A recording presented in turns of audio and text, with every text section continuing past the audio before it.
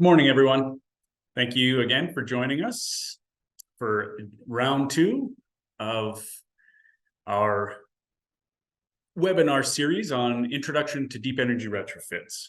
Once again, this is a SAIT-funded project, a multi-milestone, multi-collaborator project, as you can see, with Retrofit Canada, Four Elements Integrated Design, Steve Norris and Partners Building, and True Aim Concepts. Like I said, this was a multi-milestone project that included doing introductory training on residential deep energy retrofits, as well as a guidebook on the same topic, of which there'll be a link at the end of the presentation. This document currently resides on SAIT's website for anyone to reference themselves, as well as making some physical wall mock-ups, some physical wall examples of deep energy retrofits that we've included in our wall library here on SAIT campus. So if you're in the neighborhood and if there's ever an opportunity, we'll be able to tour some people through that example wall library for future reference. And right now I'll turn it over to my colleague Ben, and we're going to delve into the building science aspect of deep energy retrofits. All right, thanks, Dean.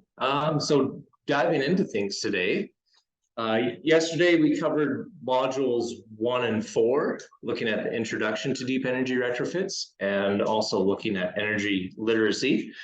Today we're going to be diving into the building science aspect. So looking at what the key building science principles are for deep energy retrofits. With that, the key things we're looking at today is the principles of building science, what they are, the key principles. Many may know, like the 4 control layers. We're going to look into house as a system as well. And then we're going to look at the typical materials that are commonly used in deep energy retrofits, advantages and disadvantages of each. And we're also going to look at implications of improperly installed or selected components and materials.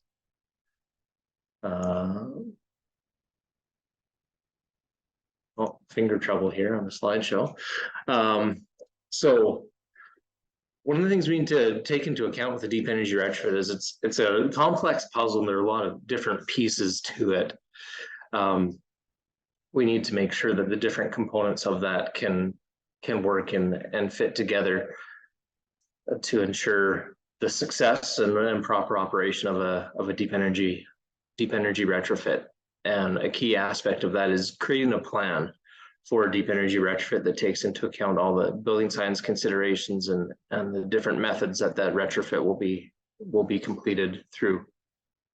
Now, when we look at building science, or the science of buildings, it's not something super complex or new. It is really primarily just the basics of thermodynamics and fluid dynamics. How does heat work through a building? How does moisture travel through a building? And how do we manage that to provide properly controlled and comfortable indoor environment and separate it from the outdoors and maintain the integrity of that separation, or the building envelope? With the building science, we really break it down into the 4 control layers. These are commonly talked about in industry. We have the water control layer, which is looking at the water shedding surface, typically the cladding, and whatever the cladding material is. Then we have the water resistive barrier behind the cladding, where no water can get past that layer. Then we have the air control layer, looking at the flow of air through the assembly and controlling and stopping that, similar to vapor control. And then finally, we're looking at the thermal control layer as well, looking at how do we control the heat flow through the assembly. You can see this illustration on the side here, kind of indicating on a typical code assembly where those control layers are typically integrated. And we'll go into the different control layers now. With the water control layer, we have the water shedding surface, and as the building code refers to this, the first plane of protection. So, and that's typically whatever cladding material it is, whether it's a vinyl siding, cementitious or composite wood siding, or even a stucco. That's the water shedding surface, and it directs the majority of water outwards and deflects it off from getting into the assembly, but there is a small amount of water that does get behind those assemblies in many cases, and particularly during wind-driven rain. That takes us to the water resistive barrier, that second plane of protection, which this is the barrier that no water gets past that point.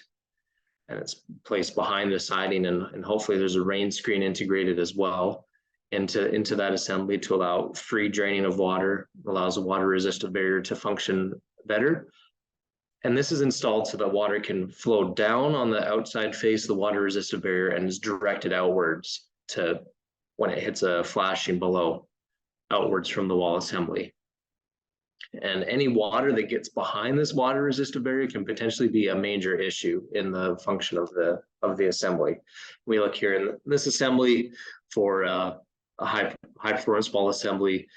We have the water shedding surface in the cladding and rain screen, and then we have the water resistive barrier on the outboard of the sheathing right behind the mineral fiber insulation in this assembly. So rain screens are really important to provide free drain of water. These are not required in Alberta in many locations, yet they are required in British Columbia in standard construction practices. This allows the free flow of water, as you can see in the illustration here. You can see the water dripping out at below that batten. It's getting caught and draining out over the top edge of this bottom batten, draining freely. And the utilization of a rain screen prevents water from perching or being stuck on the top of different cladding components, and thus provide an opportunity for it to absorb into the different materials behind that and absorbing through the weather barrier or different components like that over time. So rain screens are a key component to integrate wherever we can. And as we're recladding and adding insulation to an assembly through a retrofit, we want to make sure that we install a rain screen to increase the durability of that assembly. Now with the air control layer, this is really concerned about stopping that free flow of air through the assembly, which is important in a highly insulated assembly like our winter parkas. We want to make sure they're zipped up tightly. We're not getting any airflow around our bodies within our winter coats to stay warm. The same thing is with a home. We can have a high level of insulation, but if there's air leakage, it can lead to a significant amount of energy loss through the assembly. So air control is very important within an assembly to make sure we perform properly. And one of the key aspects of airflow and the concerns with that is the moisture it can carry. In Canadian winters, the main concern with airflow is the moisture it can carry and the possibility of that moisture depositing within the wall assembly and creating multiple issues with that. So air control needs to be considered and integrated in any wall assembly in a new construction or a retrofit. And it can be anywhere in the wall assembly, but we just need to make sure it's there and that it's continuous as well. And as we can see here in this assembly, it's on the outboard of the sheathing of the main wall there, inboard of the mineral fiber insulation. So that next we move on to the vapor control layer, and this is concerned not of the moisture or water vapor that's within the air leaking. This is looking at that vapor actually diffusing through the different materials within the wall or roof assembly. So we add a vapor barrier material that strongly restricts the flow of water vapor or diffusion of water vapor through it. We want to make sure that's located on the warm side of the assembly to prevent any moisture from getting into that assembly. And there are vapor control membranes, which we'll get into in a little bit, that allow drying in both directions. And with the vapor control layer, this can also be the airtight layer. And this isn't standard construction in Alberta and much of Canada, where we have that poly sheet right behind the drywall in standard code construction. That is detailed as both an air and vapor barrier in the assemblies. And as we can see here, we have in this assembly, they're utilizing a Proclima Intello Plus. This is a smart vapor retarder, which we'll get into, and this allows faster drying of the assemblies when they're wet, and it also allows drying to the interior when it is required. So finally, we have the thermal control layer, which is one of the things we think of primarily when we think of a retrofit and increasing energy efficiency, but it needs to be taken into consideration with all the other control layers as well to make sure we have a good durable assembly and a good durable building enclosure. So thermal control, we're just concerned with that, preventing and minimizing that flow of heat through the building envelope.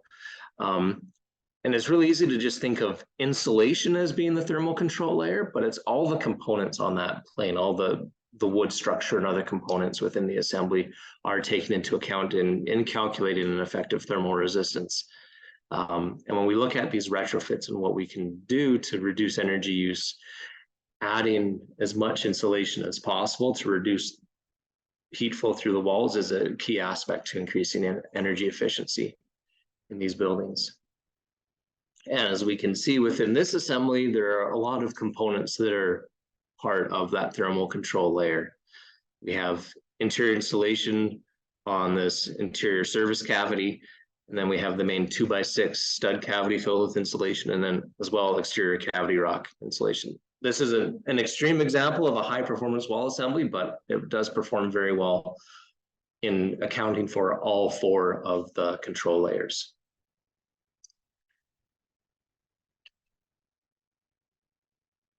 So when we look at how these control layers integrate into the building envelope and their function, one of the key aspects is looking at controlling moisture flow or preventing it. And the main issues we look at with moisture flow is bulk water. That's concerned with shedding precipitation like rain or snow, and in Calgary and other locations, hail as well. How do we prevent moisture from all those sources from getting into the building? So when we have issues with that water control layer, the first or second plane of protection, then that can lead to bulk water entry into an assembly. Secondly, we look at, as mentioned earlier, we're concerned with the water vapor that's contained in air movement or air leakage through an assembly, and that's through issues with the air control layer that will be causing that. And finally, and these are kind of in order of importance as well, we mainly want to focus on preventing that bulk water entry and that moisture through air leakage into the assemblies. Those two sources are the very significant majority of moisture issues in buildings are related to the first two of those. Then finally, we have vapor diffusion through materials. So this is from having a high moist environment in the winter in some areas of our homes, and without a proper vapor barrier, that moisture can migrate into the wall assembly and create issues. This does on rare occasions create issues, and it's important to plan and have an vapor control layer in the assembly. So we shouldn't forget about it, but our primary focus should be on the air and water control layer and how those are integrated into the assembly through a retrofit. And a great illustration for both of these to look at is what's more important between that air leakage and diffusion. So we have this illustration from Building Science Corporation, kind of looking at the amount of moisture that goes through a full sheet of 4x8 gypsum over a period of time compared to how much air leakage we would have across that same period of time if there's just a 1-inch square hole. So we can see that comparison of a 1/3 quart of water through vapor diffusion through that entire 32 square feet compared to 30 quarts of water through just a square-inch hole. And that's with temperatures at 70 degrees Fahrenheit and 40% relative humidity, so right around 20 degrees Celsius. So when we look at air leakage, air tightness, that should be the most important thing. And as we increase our air pressure, if we have an improperly balanced mechanical system, that can increase the air leakage through a hole, and it can also increase the vapor drive through materials as well through diffusion. So next, we want to look at the strategies for how we can integrate our air tightness layer. Commonly in construction, as I mentioned before, it's using that interior 6mm poly layer. And there is a lot of detailing that's required around every penetration and outlet on the interior detailing. The advantage of this, though, is that you're indoors, protected, and everything's easily within reach. A location that is a bit easier to detail, having less penetrations typically, is on the exterior of the building. This is becoming more common in high performance buildings. And through that, we're just looking at sealing up that weather barrier to make it airtight within that. So significantly less outlets and other penetrations on the exterior of the wall. So this can be preferred to minimize the intricate detailing that might be required compared to interior vapor barrier or air barrier installation. So there are a lot of different ways we can do air sealing. We have mechanically fastened membranes, self-adhered membranes, liquid applied, and then we also have airtight insulations as well that we can look at doing to provide air tightness. And then we have joints in those membranes which need to be addressed as well in the sheet membranes to make sure that we're accounting for every transition and junction to make sure we are airtight. There's lots of materials that can be used. One of the things that's most important with these various materials is to focus on a system that works for the application best. So we can see there's different methods of applying the different types of sheet membranes as well. We can have self-adhered, mechanically fastened. We can also look at airtight insulation as providing a good air control layer through taping joints on the insulation. We have liquid applied as well. Through all of these, we want to make sure that we're providing a continuous layer and that we're installing them in compliance with the manufacturer's directions and requirements with that to ensure it's going to function properly as designed. And also, when you do follow any manufacturer's guidelines, then you can ensure that the manufacturer is going to hopefully a lot of these reputable manufacturers, such as those illustrated in these images, they're going to come to the table and back you up if there are issues, if those materials were installed properly.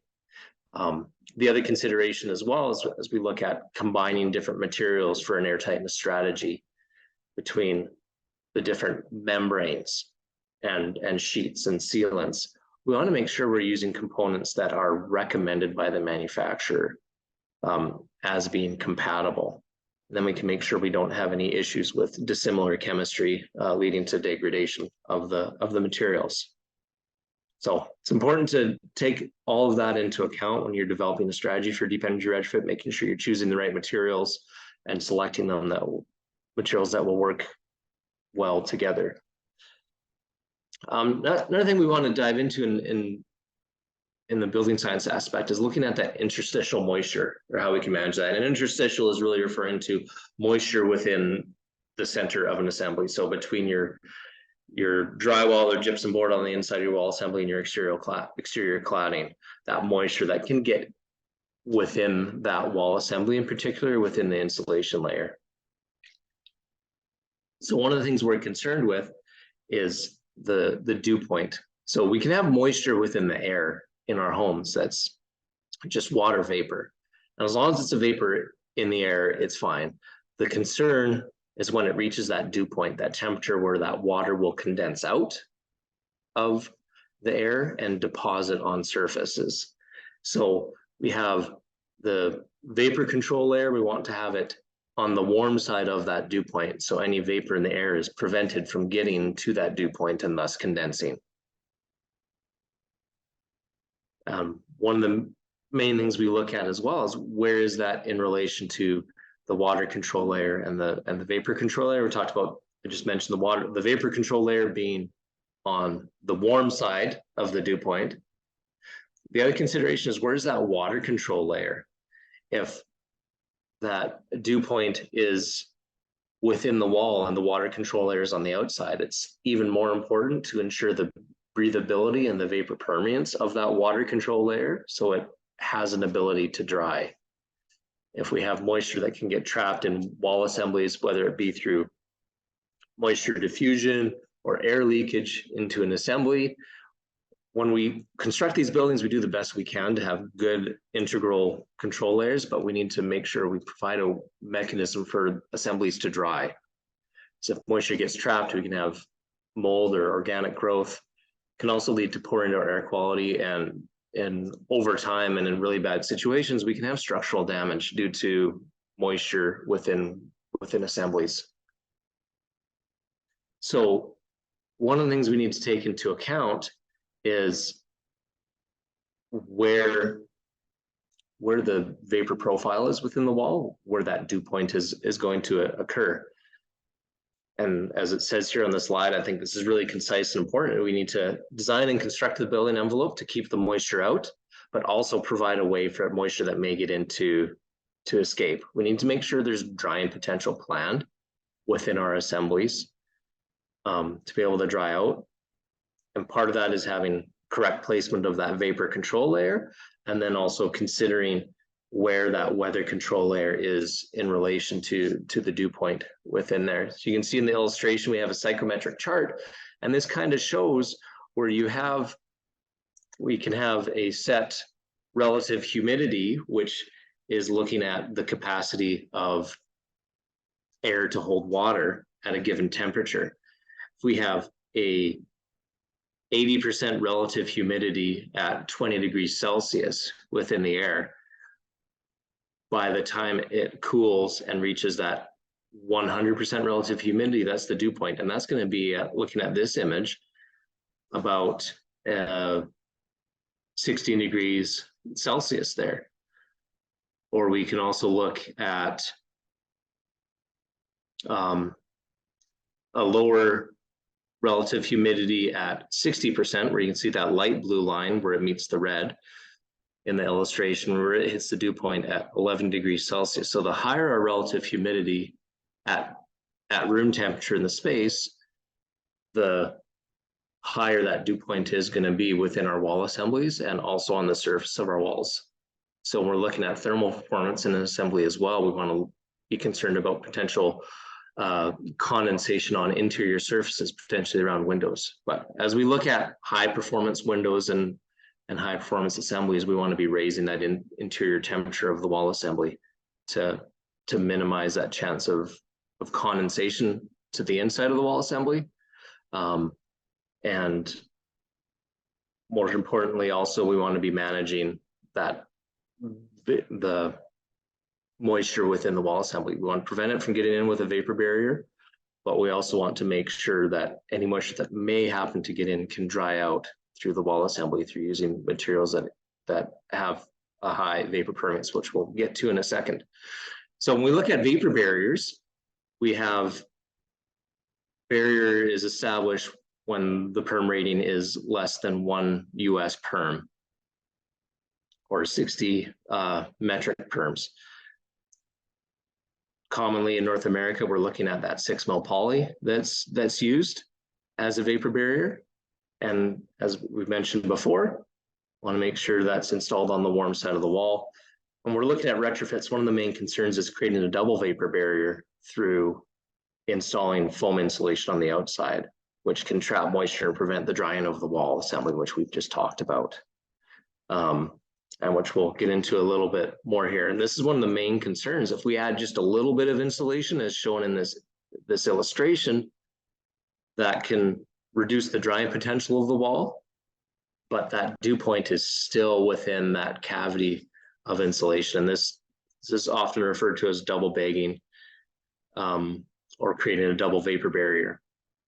So as we're selecting materials for a retrofit, we want to make sure we're researching and seeing the properties of them and making sure we're using a vapor permeable insulation where it's needed. And as we're using a vapor closed insulation, make sure we're managing where that dew point is. We want it to move out and be within that vapor closed insulation so that there's no condensation within the original interior wall assembly and batt insulation.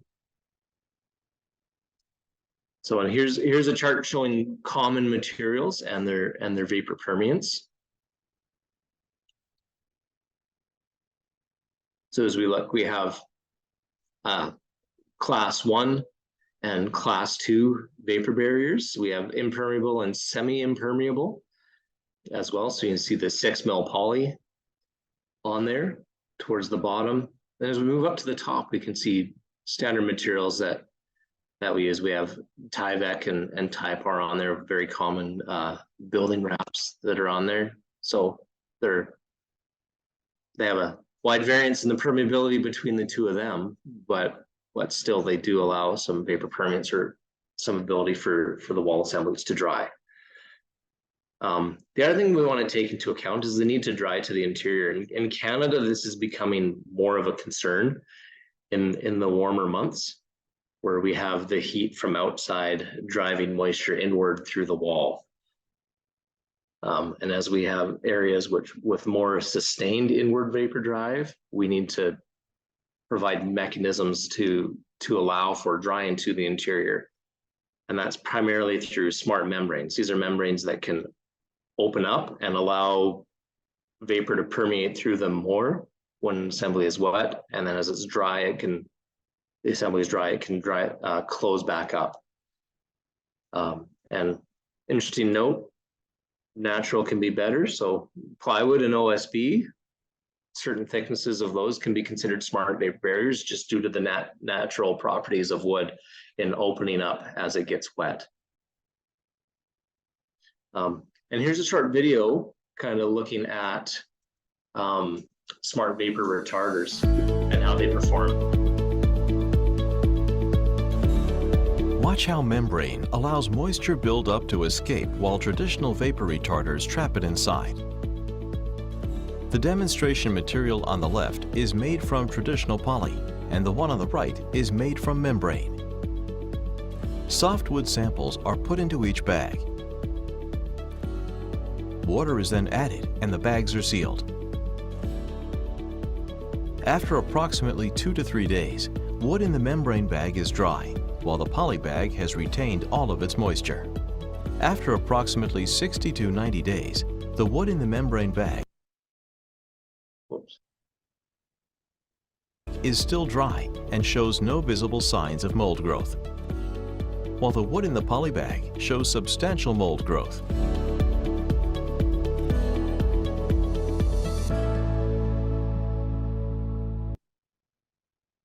So that's a great illustration of how one of the manufacturers of a smart vapor retarder, how that product works. And there are multiple manufacturers on the market now, and some which only allow drying in one direction through the membrane, but not the other. So it's something to consider. So we talked about moisture, how we can manage that in a wall. And let's dive into insulation now and look at some different considerations there. There's a lot of things to think about with insulation, as we can see in this illustration from RDH. There's two options for where we want to place insulation within a wall assembly. Do we stuff it within the cavity within the wall, or do we wrap our building with insulation on the outside with exterior mounted insulation boards? And that can be a foam board or a mineral fiber. There's also wood fiber boards becoming more and more available in Canada as well now that we can look at. Another considerations we want to look at is how thick is that going to make the assembly? What's the desired R value? How do we make sure we have a proper vapor permeance in there to allow drying and managing of moisture within the wall assembly? Are we concerned about embodied carbon as well? How easy is this going to be to install?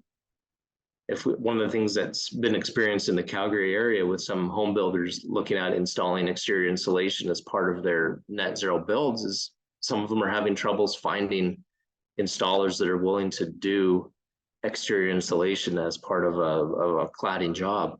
So it's one of the things to take into account too, is how easy is it going to be to have the work actually done? And also we want to look at material availability and cost. How does that impact the timelines and budget for the project. And also many locations, especially in denser neighborhoods where lot lines might be really close, are we concerned about maintaining a fire rating with our insulation products? And as you can see in the chart here, there's a lot of choices for insulation. And they each have different R values per inch. And this really gets into how thick do you want your wall assembly to be, and what's your target thermal performance you want out of your wall assembly. And one of the other things too, we look at generally across the board here with a lot of the insulation products, generally as the R value per inch goes up, the cost often goes up as well. So that's another thing to keep in mind, and it's weighing of options there. How thick do you have the capacity to go on a lot as you're expanding a wall thickness and adding insulation? And how does that relate to your budget for getting insulation? The other thing to look at as well is what is the carbon footprint of the insulation that you're using in here. Now, this is a slightly older graphic, I will note. So the XPS insulation that is on the far end, this is the older high global warming potential blowing agent XPS foam. So that newer one would be somewhere, I believe, in the range of the EPS and mineral wool board insulation, and potentially a bit to the inside of that, depending. And all these vary on the specific insulation manufacturers. I've seen a wide variance in the expanded polystyrene or EPS foam boards and their embodied carbon. But if embodied carbon is a priority to the client and the project team, that is something to take into account as you're selecting installations. We're going to dive in here and look at a few of the common installations and discuss key traits about those. So fiberglass bats are probably the most common insulation used in Alberta right now in standard construction, installed in stud cavities or between joists or rafters as well. The one aspect of installation with fiberglass insulation is we need to make sure it stays nice and light and fluffy, and we don't pack it into a cavity because that can reduce the thermal performance of it. And fiberglass is kind of on the middle of the range when we look at embodied carbon. It has a great drying potential, allows good vapor flow through it. And it's great for use in all sorts of cavities for insulation. Due to its low density, it's not really an option for an exterior insulation product. One that is really good for that is mineral wool. We have, as illustrated here, it can come in a semi-rigid board for exterior use, and you can also get it in a bat for using in wall assemblies or roof assemblies. And this is also available as blown in as well. And depending on the density and the format, you have a varying R value as well with this. And mineral wool or mineral fiber insulation is created with a combination of rock and metal slag. It's actually a really cool manufacturing process. It's basically an industrial cotton candy machine that melts the rock and slag down into fine fibers and spins them out. Or sorry, melts them down and spins out into fine fibers. This has a higher embodied carbon than many insulation materials. It gets into the range of many of the foam insulations as well for embodied carbon. The one advantage to mineral wool is that it is non-combustible. If fire resistance is a key trait that you want to integrate into a deep energy retrofit, then this is one of the best options out there to have good fire resistance and also good thermal resistance. I'm not really aware of anything that performs better than a mineral wool insulation. These can work great for exterior insulation behind a rain screen as well. There's a bit of natural water repellent properties to the mineral fiber insulations that the water just rolls off the face of it at first if there's just a small amount of water coming and it's not super hard driving rain. So i.e. behind a rain screen cavity or strapping, this performs excellent behind the cladding. One of the more common insulations when we look at having a low embodied carbon is looking at dense pack or loose fill cellulose insulation. So this is primarily recycled newspapers. And one of the things we want to look at with this is making sure it is installed at the desired density. When we're blowing it into an attic, we have an initial depth that it's blown into, and then we need to account for settlement and what its end depth is going to be and what the anticipated performance of that is. When we're doing a dense pack into a wall, this is blown into a tight cavity. We want to make sure that it is done at the correct density. And there are certified installers that will do that dense pack cellulose installation. And we want to make sure that you do get a certified installer to do that to ensure the quality of the installation of that. Cellulose also is able to sequester some carbon due to it being recycled newspaper, and there is a bit of processing to it and adding of some more natural fire retardants. I believe standardly it's just boric acid or borate that's used. So it's pretty natural material, sequesters a bit of carbon, has a good drying potential, and it's great for use in attics and also within wall cavities as well. And when we're using this as a dense pack insulation, sometimes we can get a higher R value through dense pack compared to loose fill installation. So we get into foam insulations here. We have the expanded polystyrene or the graphite infused expanded polystyrene. So the gray insulations that have been on the market for the past few years. The graphite polystyrene has a slightly higher R value per inch, and there's a slightly higher associated cost with it as well. One of the things we wanted to look at with this installation is it's considered vapor closed, but depending on the density that you're using of the insulation, the specific brand, it might have a different level of vapor permeance or vapor flow resistance to it. So it's something to take into account with how it's being integrated into your assembly.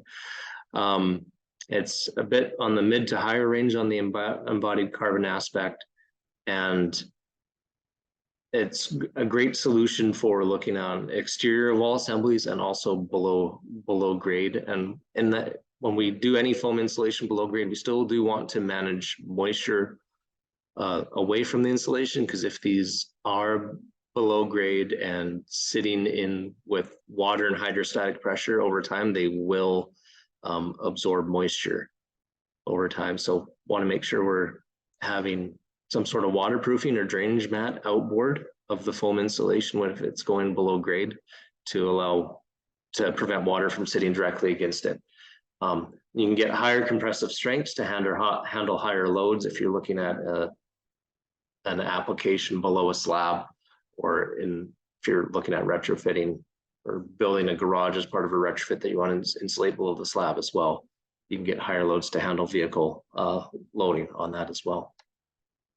As we get into XPS or extruded polystyrene, these have a higher R value per inch compared to the EPS, also a higher cost.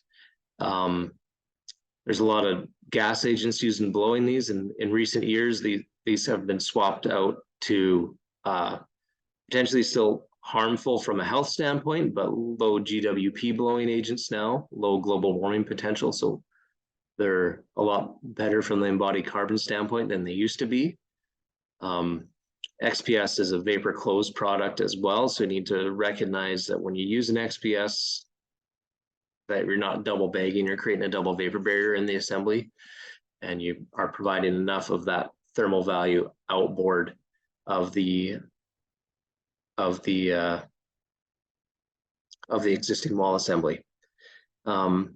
These are great for a lot of different applications, particularly below grade and on the exterior walls as well.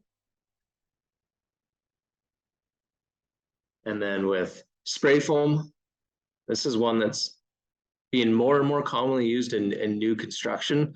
And it's a great solution for specific areas within an assembly. In this image here, this application was how do we best seal a attic to wall transition in a very tight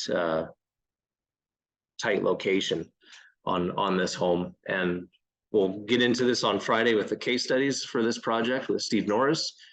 But he really wanted to avoid using spray foam on this project, but there was not really a better assembly to provide a good air and thermal seal between the attic and exterior insulation and exterior weather and air barrier that was installed as part of this retrofit. So there's two general types of spray foam that we look at. We look at open cell and closed cell insulation, spray foam insulation. The open cell has a lower R value per inch, is vapor permeable, and significantly lower cost. One of the things to watch in the market too is some people will try and install an open cell to fulfill the needs, which really should have a closed cell insulation for that vapor barrier component. So we need to make sure we're specifying these right and installing them right in an assembly.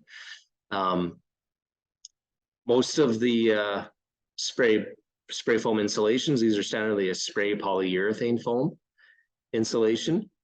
Some can have a high level of embodied carbon. There's a wide variance across manufacturers. Some use, or I believe all of them now are using low GWP blowing agents. Some are also looking at more soy-based natural formulas as well. Something to research and look into what the best solution is for the project that you're specifying and being involved with. One of the concerns with the spray foam insulation is that due to the annual movement of wood seasonally, is that spray foam might detach. And that can be more likely if the installation wasn't done under optimal conditions or if the mix happened to be a bit off. So where this is being installed as an air barrier and it wasn't entirely done right, or there are issues down the road, if it detaches from the structure that it's adhering to, that can be a path for air leakage and related moisture issues. So it's something to keep in mind and to ensure you're using a very experienced, reputable installer to ensure that the spray foam is installed properly and can last well over time. Spray foam is ideal for tight locations where you need to get an R value out of it, some good thermal performance, and also look at a good air and vapor seal as well, because it can perform all three of those functions. But it is also one of the higher cost options, so it's best restricted to being used at the locations where it is the best solution for that, rather than just insulate your whole house with it, because that budget can best be used in other locations, most likely. There's a lot of other less common insulation types, which are many of these natural ones, such as hemp and straw and wood fiber and cork. They're gaining a bit of traction in the industry. And another product that's really cool, kind of on the horizon, are these vacuum insulated panels. So at center panel with those, we're looking at an R value of R25 per inch. But currently we're looking at a very high embodied carbon with producing these, and they're very delicate. So it performs well at R25, but if someone hangs a picture and pokes a hole in it, then you're going to get down to R1 or 2.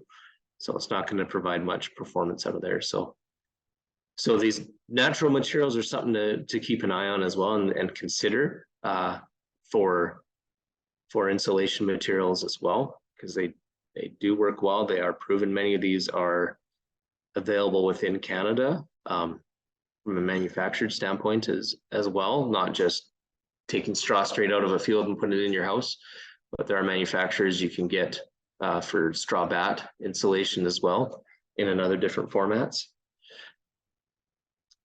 So as we move on from insulation, we look at windows and doors, and what is our retrofit strategy with windows and doors? Typically, we're looking at replacing an older inefficient window that might have similar winter views to the one in the image here. We can get a lot of moisture condensation due not only to a higher humidity in the home, but primarily to a low inside surface temperature of that glass, allowing condensation right there. When we look at homes, the heat loss through windows can be significant. And windows are also part of all the control layers. When we look at a window installation, we need to make sure we're ensuring continuity of the different control layers. Windows can also, when we're looking at the south face of homes, that can be a source of significant heat gain, which is great in the wintertime, maybe not so good in the summertime. So that's something to consider and plan for when you're specifying the type of window that you're going to install, and looking at glazing performance and different aspects of that. And when the windows are kind of one of those key indicators for older windows, key indicator for when it's really cold outside and really warm and moist inside. They're a key indicator for when your humidity levels might be too high. But also with a really old window, like the old single pane aluminum sliders that were used a lot in the 70s and 80s and even before in Calgary, those will have condensation even at quite reasonable humidity levels in your home. So windows are a key aspect, and also doors as well, to look at upgrading through retrofit and installing a good higher performing window and door that can perform well over time.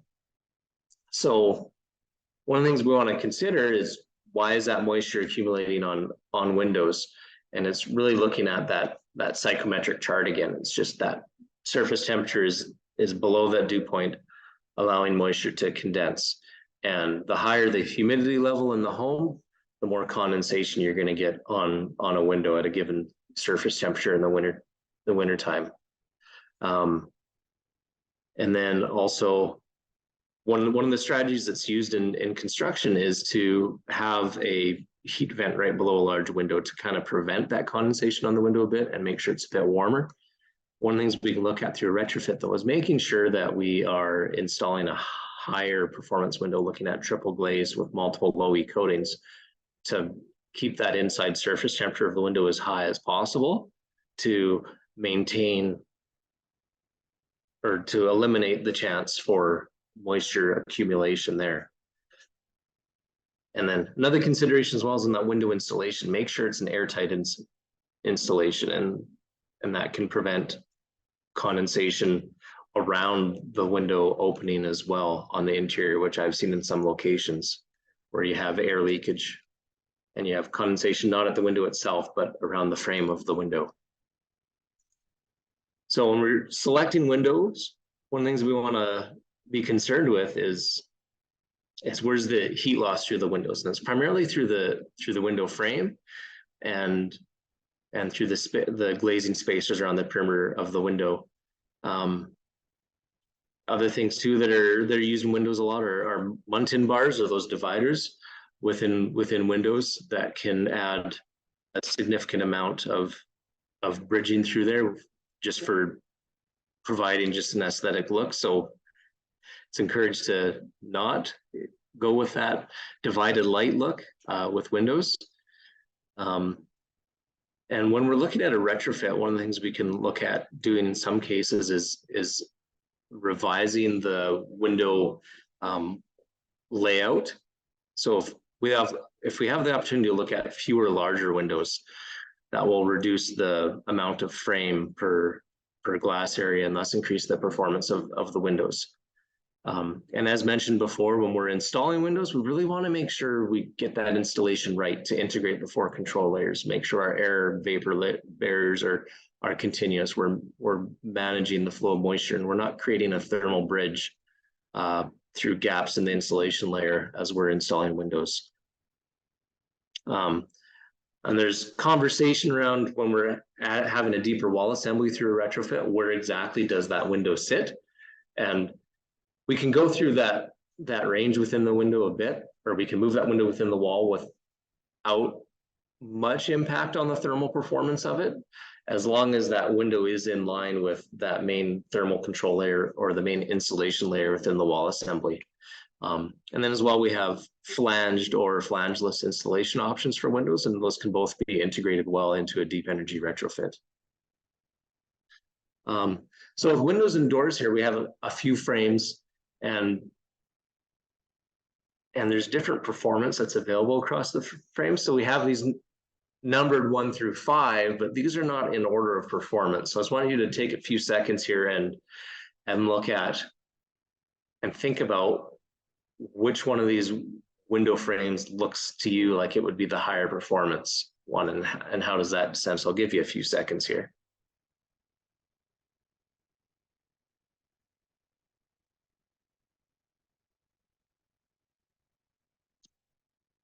So as we can see here, the results from looking at the performance of these frames, it really goes from that window 5 on the right being the highest performance, and then that clad wood window number 2, And then it kind of descends through there with out of these options, the vinyl windows 4 and 5 or 3 and 4 are the lower performing ones. With vinyl windows, we can look at some manufacturers have a larger amount of cavities, which can increase the thermal performance of the frame.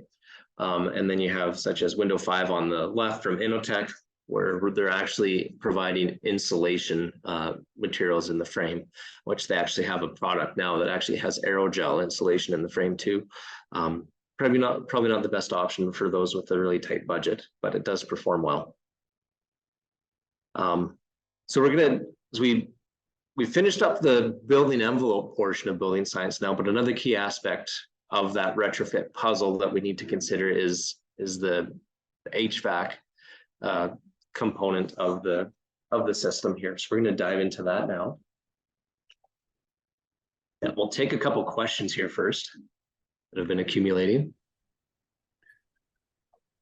Okay. So we have a few questions here. We'll go through, we'll start with the first one here from Steve-O-san.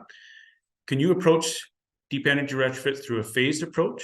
If your windows and roofing siding are still in decent shape, can you start the DER by replacing mechanical, insulation, etc. from the inside in phase 1, and then replace windows, siding, etc. in phase 2? If so, how would you approach each of the control layers? That is a good one. So phasing, that's something we'll talk about it towards the end of the presentation today a bit more. And phasing is important because most people can't afford to do this or withstand the impact of a retrofit all at once. With the mechanical system, typically it's recommended to do that at the end of a retrofit, because you want that mechanical system to be properly sized for significantly lower heating load, as well, and to provide the required ventilation. But if you install a smaller mechanical system early on, how is it going to perform until you increase the insulation? Another note you said is looking at, do we do insulation from the inside? When we're looking at a stage of retrofit, that's probably where we're trying to be minimally invasive in the home. And in our experience, doing insulation from the interior of a home is only done when you're doing a full gut retrofit, when you're tearing everything down to the studs. Otherwise, it's generally not that feasible due to the lost floor area. That being said, if you're on a really tight lot where there's no option to go outside, then you would look at adding insulation to the inside.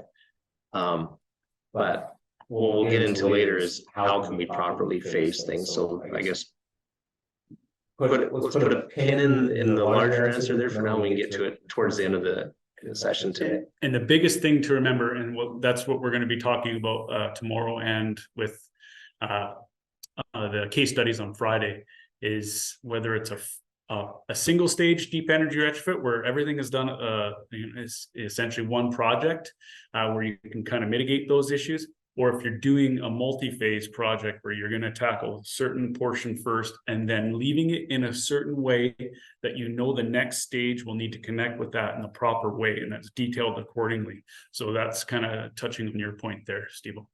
So we'll go to the next question here by Jesus. The theory of the smart vapor barriers looks great, but any experience using this product and how they perform over time?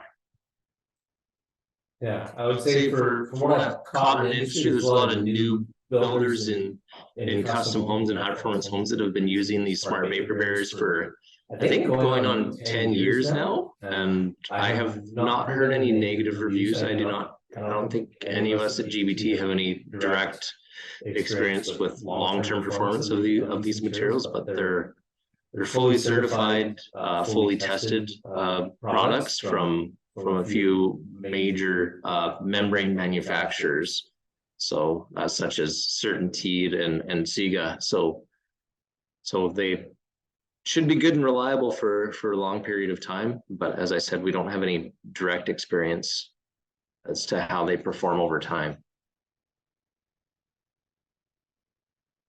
Over here, right now, are there any mineral wool products that are made from recycled materials? Would that possibly reduce the embodied carbon for that material? Yeah, that's a good point.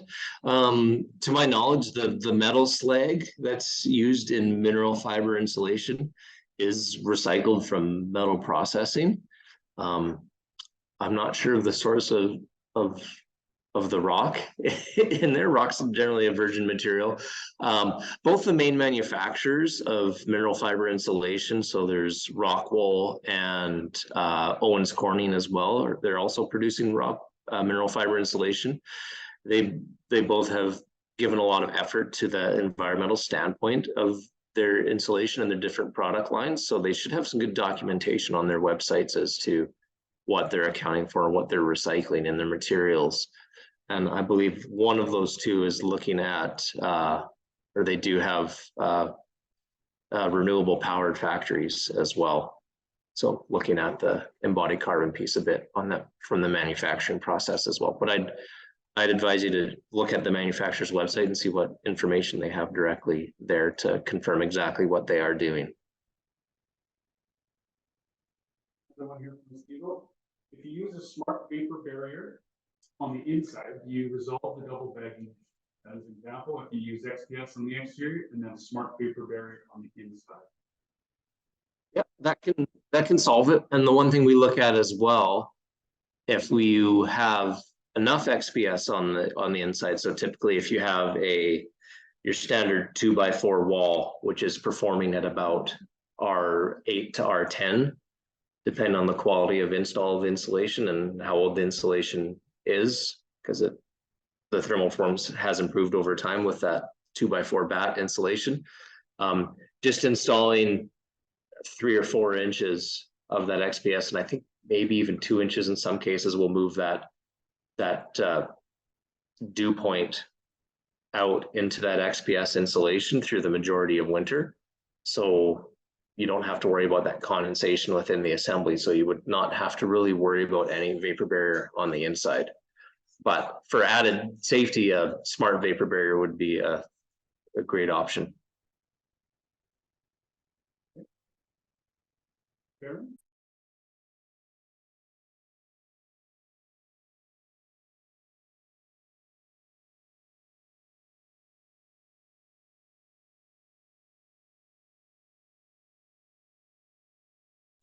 I think we were both muted there.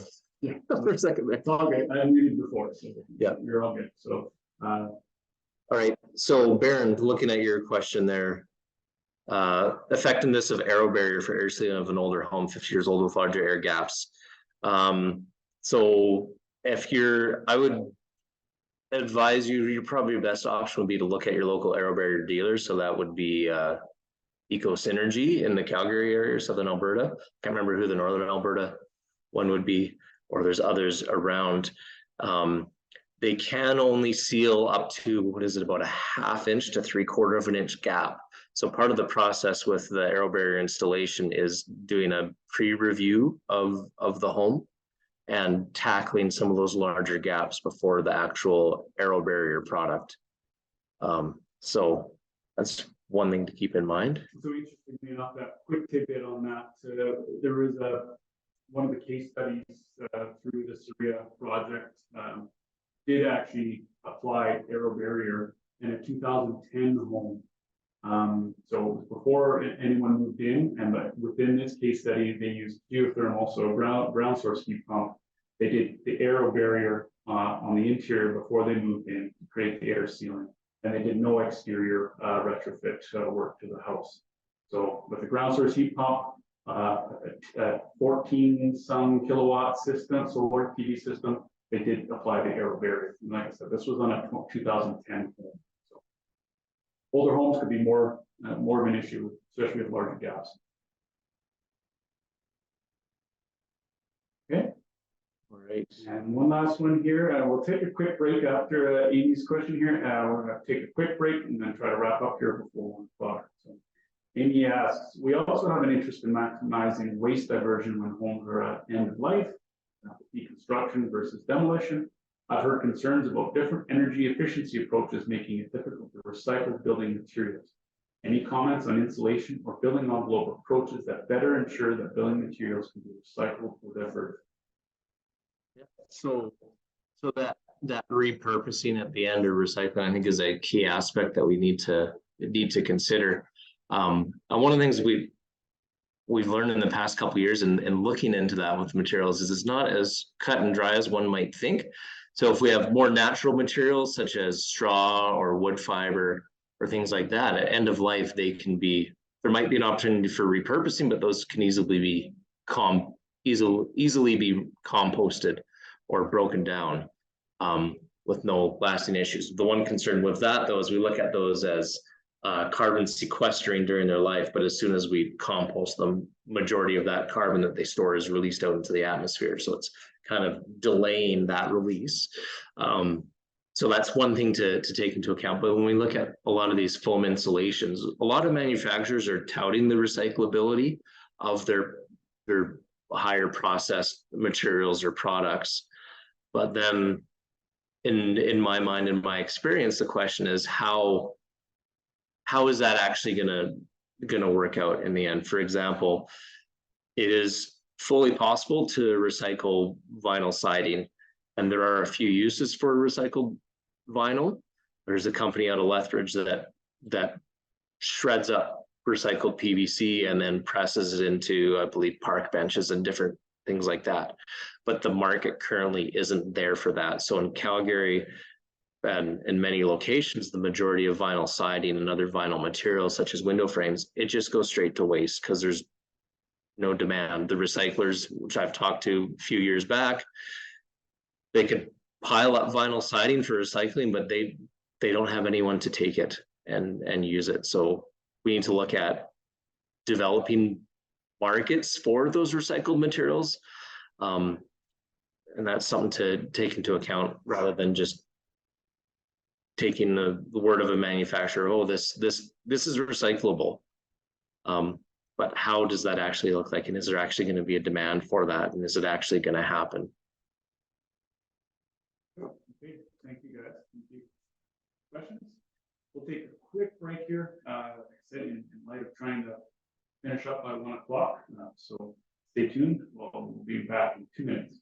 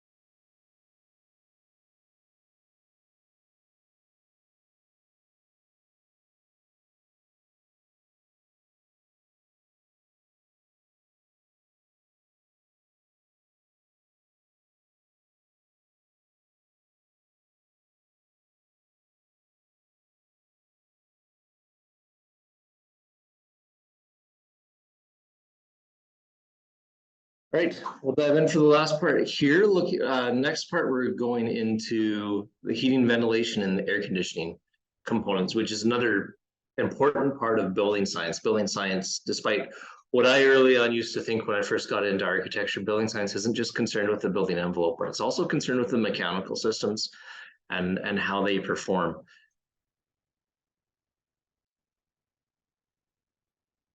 So if we look at older homes, a lot of these homes we're looking at retrofitting, they'll have a traditional furnace, potentially a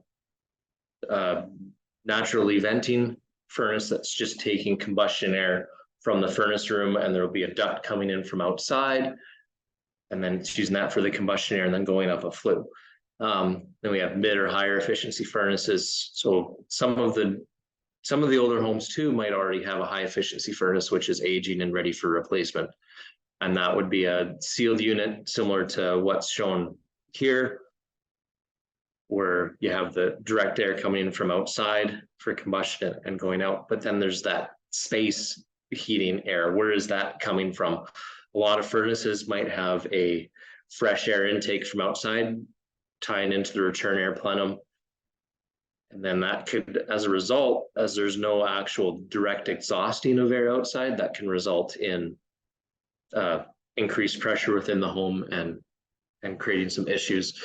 Other cases, due to the furnace installation, we might have negative pressure established within the home, such as is illustrated here, resulting in air coming in from who knows where into the home. So this exhaust only heating, which is illustrated here, can lead to a lot of wasted energy and also can really degrade the air quality within the home.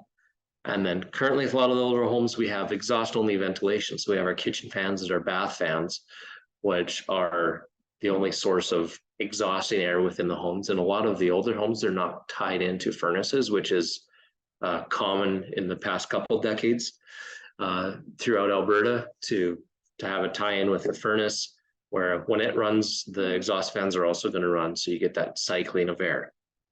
But one of the aspects with these metrics is how well is the air filtered when it's coming in.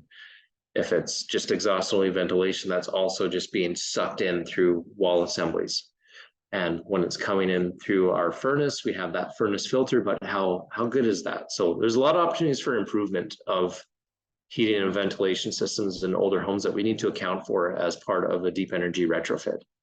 And those in many areas in North America, no matter where you were, even other sides of the world, there's a lot of smoke last summer, and that really shows the importance of good, proper mechanical ventilation and also filtration as part of that ventilation. So we can make a home as airtight as possible from an energy efficiency standpoint, but then that requires mechanical ventilation because there's no air naturally coming in through the envelope of the home. And we need to bring that fresh indoor air in and use filters that can properly filter out any outdoor contaminants or indoor contaminants from portions of air that might be recirculated. If HRV or ERV is not yet integrated into the system. So when typically that you're looking at a MERV 12, MERV 13 filter, which does provide that higher performance of filtration through there. And when we have proper mechanical ventilation, we also look at being able to control humidity levels within the home as well. Now, one argument against air tightness in buildings is that a house needs to breathe. And that's been common in the construction industry for many years, as there's been a movement to more airtight homes. But then the question is, where does a house need to breathe through? There's no requirement for a house to breathe through the walls. In older homes, that was part of the natural drying mechanism of the wall assembly. If it got a bit wet due to precipitation and poor detailing, it could dry on its own, and those systems have been very resilient. But as we're moving to higher performance retrofits, we want to build them airtight.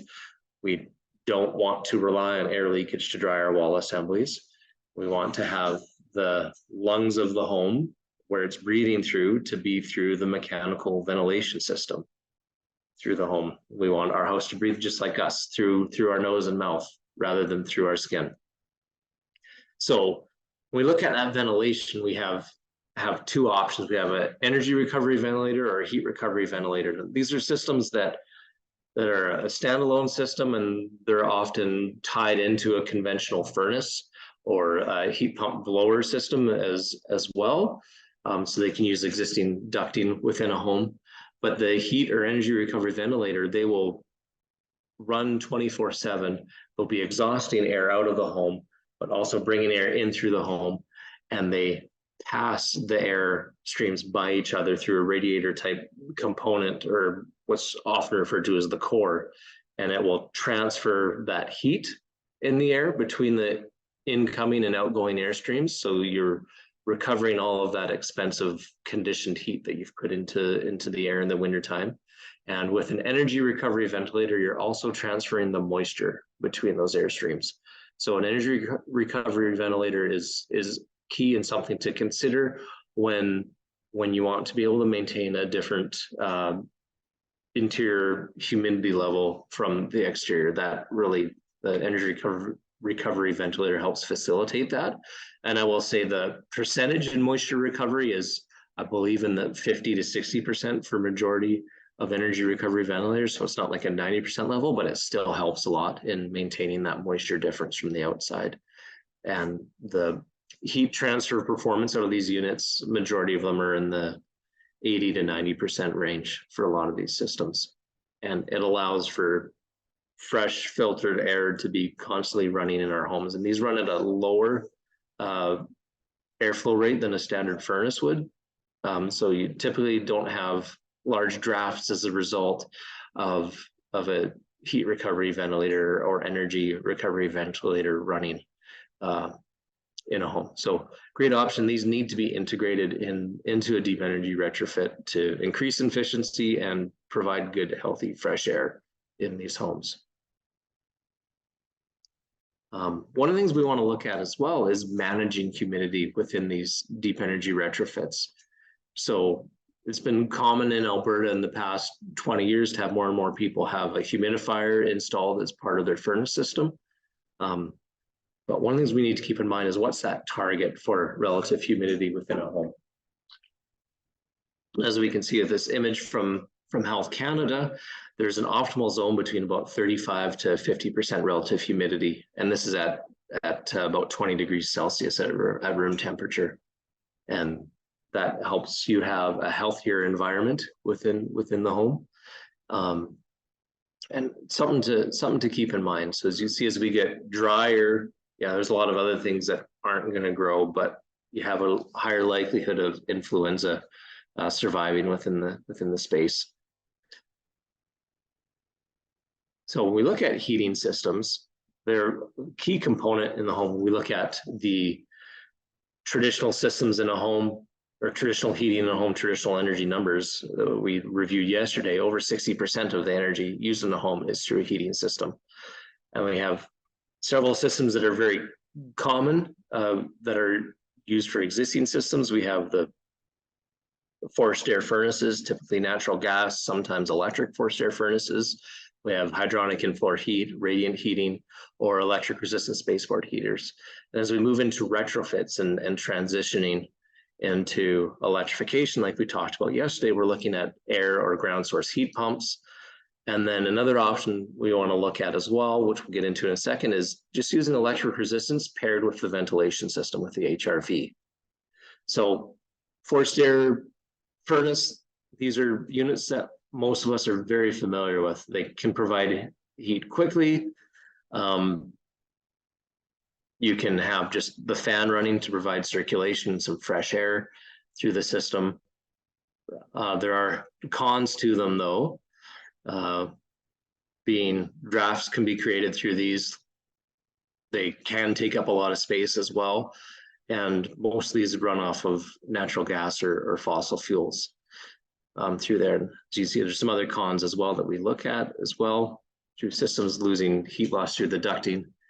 And if these systems aren't balanced properly, we can have inconsistent heating through the home. Now, what we're looking at doing is transitioning to air source heat pumps through retrofits as a much lower energy use option. And these are energy efficient. They have low operating costs. They run off of electricity. So when you have renewables on your home as well, that is zero fossil fuel involved during those hours where you're operating straight off your home, or if you're on a really clean grid as well. And these also inherently provide air conditioning as well, so they can function in both heating and cooling modes. Cons to using a heat pump is that they're going to require, in many cases, some form of backup heat in the cold winter months. They can have a high upfront cost for installation. And similar to furnaces within the ducting systems, they can have dust and allergens caught within the ducting systems that distribute the air. And as well, through a ducted system, you can have inconsistent heating and the heat loss through the ducting as well. Now, these systems can be installed in a traditional ducted system like a furnace. They can actually be piggybacked onto a not too old furnace that is not quite yet at end of life, similar to how a central air conditioner is installed. A heat pump can be integrated into an older furnace, or an existing furnace in a similar manner, just connecting that heat exchanger unit. And that way, an existing furnace that is not quite at end of life can provide backup heat through that. So you can have a heat pump integrated in that way, or there are also mini split systems which use an outdoor unit, and then small cartridges which can be installed in your ceiling or on your wall of your home to provide the conditioning to the space, and not through a ducted system. With a ground source heat pump, there's more and more conversations around these as well. These provide very effective year-round heating and cooling at a very high energy efficiency rate. Most common is the vertical ground loops, where you're coring down up to 450 feet typically. Key concerns with these are the high upfront cost and the invasiveness of installation, and the fact that these aren't feasible for many locations or homes. You need to have access to get the drilling rigs in to install it, or for the horizontal installation options, you need a large area to install it over several feet below ground. The advantages of these, though, as I mentioned earlier, is they're very highly energy efficient. They have low operating costs. They don't use fossil fuel when you're running off of renewables. They also provide air conditioning, and they can work in any climate. These have the same coefficient of performance regardless of whether it's plus 30 degrees or minus 40 degrees outside, because they're getting that heat from the ground. So the other option, when we look at a super highly insulated home, we can get to the point where we can just provide electric resistance heat in line with our heat recovery ventilator or energy recovery ventilator. So due to the small size of it, it's highly energy efficient and thus low operating cost. You don't need larger ducting systems, such as for a central air source heat pump or furnace system. Thus, we can save on that cost. The con, though, is potentially the cost to achieve that level of thermal performance in your envelope, so that you only need a few kilowatts of heat. And the other aspect too is you might need some additional heat in really cold temperatures, which if you're down to 3 kilowatts of heat for your home, then a couple space heaters should be able to provide any bridging in those super cold temperatures as well. So we have the envelope, we have the mechanical systems, key parts of the retrofit puzzle that we need to be able to fit together. But then we need to look into how everything works together, that house as a system approach. So recognizing your envelope choices will impact what your mechanical requirements are. And it's also taking into account the occupants as well. Recognizing that when we change one thing on a home, it can have a large impact on other components of the building and how it operates. So one illustration I want to look at is, I have a Nissan Versa. If I put some off-road mudder tires on my Versa, it's not going to run very smoothly. So we need to make sure all the components of our home are designed to work well with each other and operate well together. And one key aspect to look into as well is occupant habits, how they work, not just how the site and climate, the building envelope mechanical system works, but how does occupant behavior work? And this is an interesting consideration too, because we can design a DER for the current occupants of a home, but what is the next family in that home going to look like? How are they going to have an effect on the building performance? So with site and climate, we want to take into account environmental resilience questions and making sure that our envelope systems can handle what they're going to be exposed to, and the heating and cooling systems can accommodate for the climatic extremes that you're going to experience, the hot days in the summertime, the cold days in the wintertime. How's the sun intensity gonna work with the windows and doors? How does this all work together to provide a well-performing home?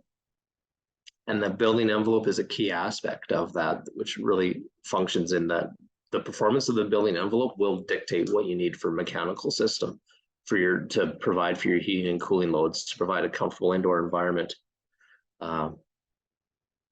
that you're able to control your temperature and ventilation and have a comfortable space. When you do a proper heating load calculation, an F280 calculation, you're looking at a room by room calculation that's looking at the use of that room, the heat loss through the building envelope, how that building envelope is performed, and that dictates what your heating system needs to be. And there's ventilation calculations as well to ensure you have the proper ventilation to accommodate the airtightness of the building envelope and the design of the home as well.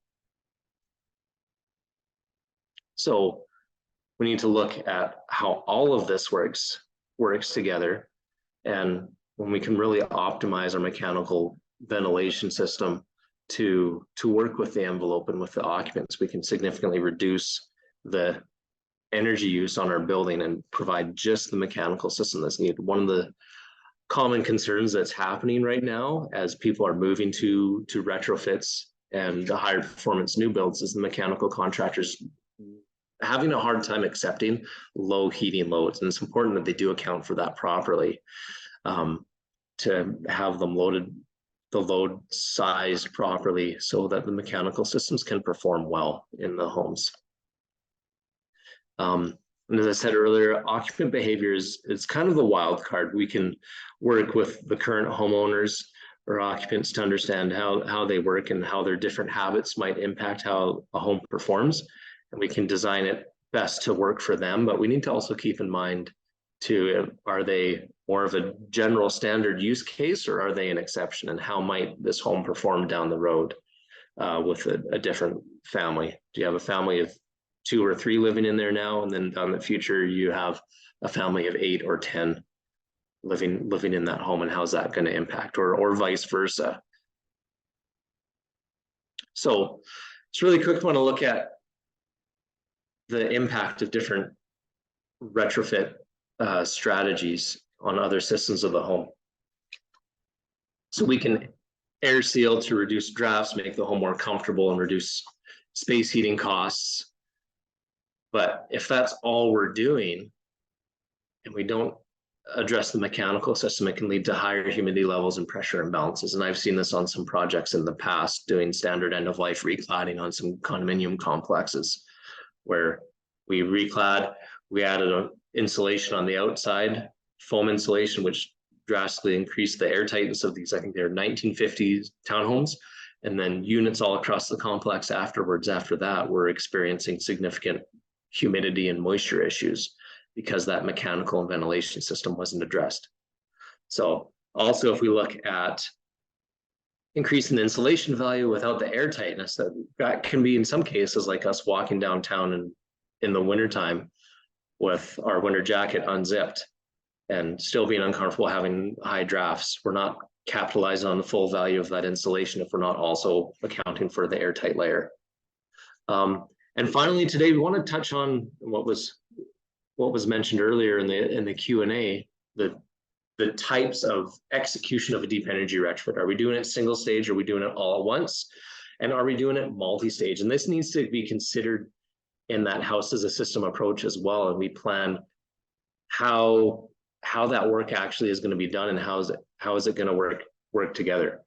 So With a single stage retrofit, we have a detailed plan that we establish as part of that retrofit planning, and we execute it all in sequence, all in one round over a few months. And it's easy to integrate everything in, it all works together. You can plan for it all at once, but you have the full cost of the retrofit right out front. Multi-stage retrofits are probably something that are going to be very common as retrofits take off across the country, and these should be these are primarily due to limited funds that most homeowners have. We can't afford a $100,000 to $200,000 retrofit just to add on to my yearly expenses and to finance. So how do we break this down? And we need to have a very detailed plan and ensure that we're accounting for how the different stages of a retrofit work together. How does doing the windows here influence doing the siding there? And at what point is it best to do the mechanical system? But it's important to start with that detailed plan and have that picture, as Peter Amarangan says, we need to establish that ideal 2050 picture of that house as a net zero house. What does it look like? And what are all the steps that we can take logically to meet that and minimize reworking or having to remove something that we'd previously installed because it wasn't thought out right. But the important thing, particularly with a multi-stage DER, is having that clear plan and ensuring every step that we take along that path will get us closer and is in unison with the other steps that are going to be taken in the future. So when we look at things with the multi-stage DER, the other thing to consider is what are the priorities? What are the other aspects of the home? What's coming to end of life? When are the windows going to need to be replaced? When's the siding going to need to be replaced? How old is the current heating system? What is the condition of the roofing? And are there any issues with the structural components? All of these things need to be accounted into that plan for the retrofit staging and align them so you're capitalizing on that. So you can, if you can't do it all at once, at least capitalize. If I've got 5 years more I can get out of my siding, let me get 5 more years out of that siding to maximize that value for me as a homeowner versus replacing it sooner if I don't really need to do it.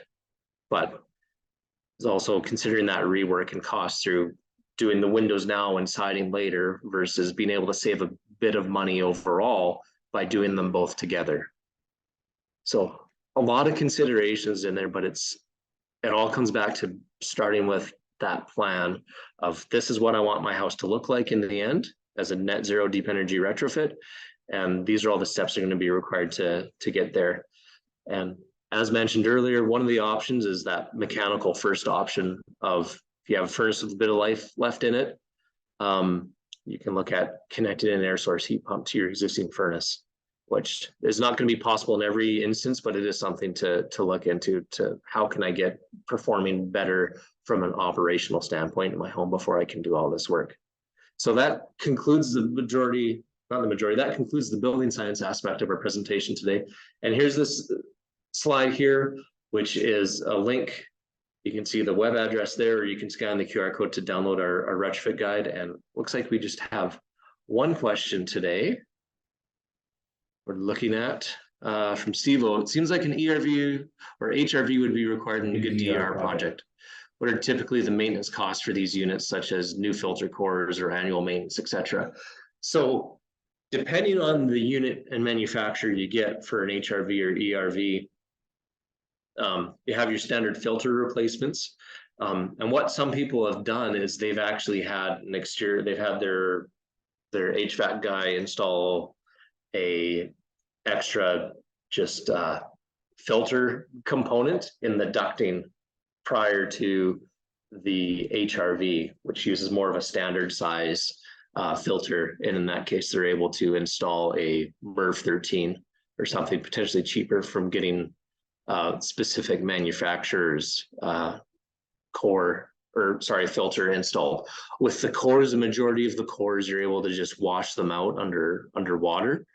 But typically, to my knowledge, that is the main maintenance you're looking at, is rinsing out the core as it gets dirty, but that can also be minimized by staying on top of the filter changes in that unit, which Some units will have manufacturer specific filters that you need to get that specific brand to have them fit. But as I said, you can also look at getting a filter box installed in the duct run right before or right after. I guess it'd be right before the different air streams come into the heat recovery ventilator to keep it clean itself. Great. Thank you, Ben. Oh, we have another question come in here. Yeah, we're going to be wrapping up here. So if there's any other questions, feel free to type them in. Panelist says, is water usage one of the issues addressed in the DER? So that's a great point, and absolutely. So if I'm being perfectly honest, this is something we need to look at and include more of, especially if we're talking about older homes that have old faucets, old shower heads, old really high flow toilets. Obviously, water conservation and water efficiency is absolutely something that should be applied in any deep energy retrofit, especially if it has a lot of these older components still in the home. So yes, absolutely, water conservation and efficiency should be applied to any deep energy retrofit. Yeah. So with that, thank you, Ben. Appreciate it. And join us tomorrow where we delve into the deep energy retrofit roadmap. You can see that on the screen there, where we can delve into the 3 different phases that we've highlighted.